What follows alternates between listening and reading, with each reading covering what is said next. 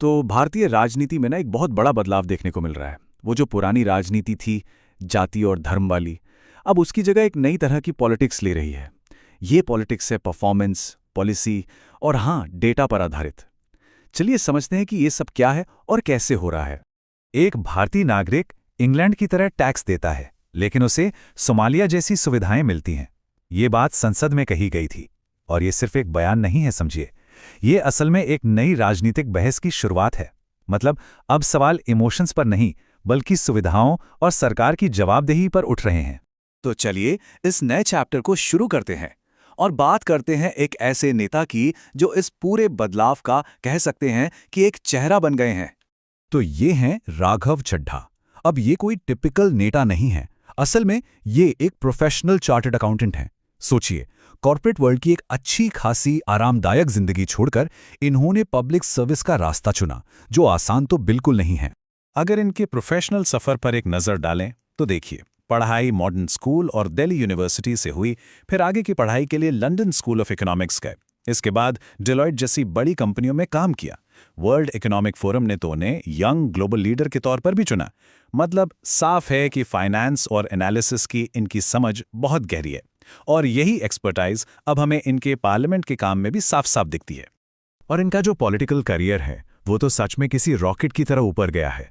सोचिए, 2015 में सिर्फ 26 साल की उम्र में वो अपनी पार्टी के सबसे युवा नेशनल ट्रेजरर बने, और वहां से सिर्फ 7 साल के अंदर 2022 में वो पंजाब से राज्यसभा पहुंच गए, और वो भी सबसे कम उम्र के सदस्यों में से एक।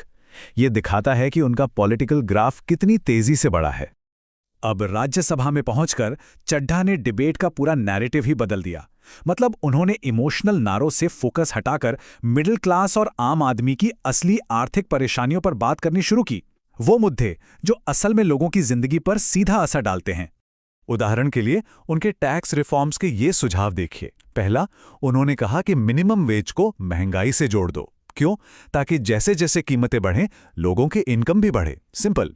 फिर किसानों के लिए एमएसपी की कानूनी गारंटी की बात की, ताकि उन्हें अपनी फसल का सही दाम मिले। और हाँ, मिडिल क्लास, जिसे हम सब इकोनॉमी की रीढ़ कहते हैं, उसके लिए इनकम टैक्स स्लैब में असली राहत की मांग की। और ये सारी बातें वो सिर्फ हवा में नहीं कहते, वो अपने तर्कों को सपोर्ट करने के लिए डेटा का इस्तेमाल करते हैं। जैसे उन्होंने बताया कि घरों पर कर्ज जीडीपी का 40% हो गया है, जो एक रिकॉर्ड है। खाने पीने की चीज़ों की महंगाई लगभग 9% पर है। ये आंकड़े क्या बताते हैं? यही कि मिडिल क्लास की जेब पर बोझ बढ़ रहा है, उनकी खरीदने की ताकत कम हो रही है। ये सिर्फ नंबर्स नहीं है, ये हर घर की असल कहानी है। और पता है, उनकी बातों का असर भी होता है।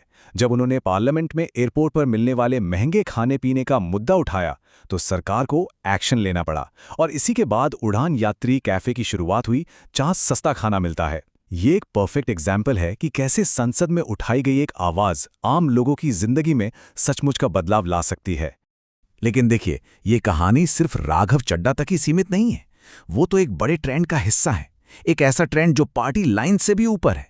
हम देख रहे हैं कि बहुत से प्रोफेशनल्स अब पॉलिटिक्स में आ रहे हैं, अपनी एक्सपर्टीज साथ ला रहे हैं और देश के भविष्य को एक नई दिशा दे रहे हैं। जैसे कि शशि थरूर, हम सब उन्हें उनकी जबरदस्त नॉलेज और बोलने के अंदाज के लिए जानते हैं। उनका फोकस अक्सर भविष्य की चुनौतियों पर होता है। वो एआई को कैसे रेगुलेट किया जाए, या फिर समंदर के किनारों के कटाव जैसे मुश्किल टेक्निकल मुद्दों पर बात करते हैं। ये वो चीजें हैं जो हमारी आने वाली पीढ़ियों के लिए बहुत जरूरी हैं। या फिर सुप्रिया सुले को देखिए, उन्होंने सोशल सिक्योरिटी के मुद्दों पर बहुत काम किया है। हमारे हेल्थ केयर सिस्टम की जो रीढ़ हैं, यानी आशा वर्कर्स, उनके हक के लिए आवाज उठाई। इतना ही नहीं, उन्होंने आईटी सेक्टर के कर्मचारियों के लिए राइट टू डिस्कनेक्ट जैसा एक बहुत ही प्रोग्रेसिव बिल भी पेश किया। इसका सीधा मतलब यह है कि ऑफिस के घंटों के बाद आपको कंपनी के कॉल्स या ईमेल्स का जवाब देने के लिए कोई मजबूर नहीं कर सकता, यानी एक बेहतर वर्क लाइफ बैलेंस। और फिर हैं महुआ मोइत्रा। वो पहले एक इन्वेस्टमेंट बैंकर थीं, और वो अपने उस अनुभव का इस्तेमाल करके बजट का बहुत ही शार्प एनालिसिस करती हैं। उन्होंने संसद में डेटा के साथ ये मांग रखी है कि देश की जीडीपी का 6% हिस्सा शिक्षा पर खर्च होना चाहिए। उनका तर्क सिंपल है, देश के भविष्य के लिए सबसे बड़ा इन्वेस्टमेंट एजुकेशन में ही हो सकता है। ये टेबल इन नेताओं की परफॉर्मेंस को दिखाता है। आप देखिए, इनकी अटेंडेंस कितनी हाई है और ये डिबेट्स में कितना एक्टिवली हिस्सा लेते हैं। इससे ये बात और पक्की हो जाती है कि ये नई पीढ़ी सिर्फ नारेबाजी नहीं करती, बल्कि संसद के कामकाज में पूरी तरह से शामिल है। ये सच में संसद में लोगों की आवाज बन रहे हैं। तो अब एक तरफ है ये नई पॉलिसी पर आधारित पॉलिटिक्स और दूसरी तरफ है हमारी पारंपरिक पहचान की राजनीति, जो सालों से भारतीय पॉलिटिक्स पर हावी रही है। चलिए इन दोनों की सीधी तुलना करते हैं। ये सच में दो बिल्कुल अलग दुनियाओं की तरह हैं। ये कंपैरिजन दोनों तरह की पॉलिटिक्स के बीच का जो फर्क है उसे बिल्कुल साफ कर देता है। देखिए, एक तरफ है जाति और धर्म के नाम पर इमोशनल अपील, जो अक्सर समाज में बंटवारा पैदा करती है, और दूसरी तरफ अर्थव्यवस्था, गवर्नेंस और डेटा पर आधारित तर्क, जो देश को आगे ले जाने की बात करते हैं।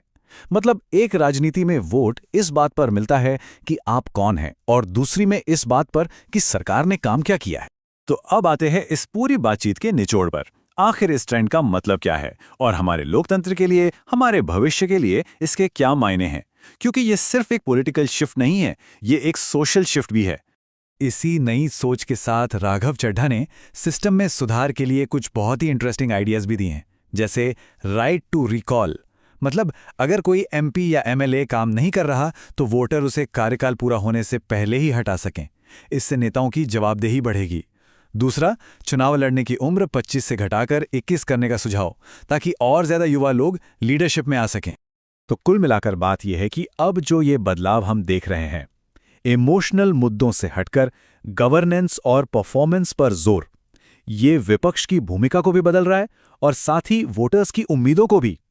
ये पॉलिटिक्स का एक नया चैप्टर है जिसका फोकस सरकार को उसके काम के लिए जवाबदेह बनाना है, और ये एक ज्यादा मैच्योर डेमोक्रेसी की तरफ एक बड़ा कदम है। और आखिर में एक सवाल जिस पर हम सबको सोचना चाहिए। भारत का सपना है $5 ट्रिलियन की इकोनॉमी बनने का। तो सवाल यह है कि क्या इस सपने को पूरा करने के लिए परफॉर्मेंस और अकाउंटेबिलिटी हमारी पॉलिटिक्स का मेन एजेंडा बनेंगे, या फिर हम पहचान की पुरानी राजनीति में ही उलझे रहेंगे? इसका जवाब कहीं ना कहीं हम सब पर ही निर्भर करता है।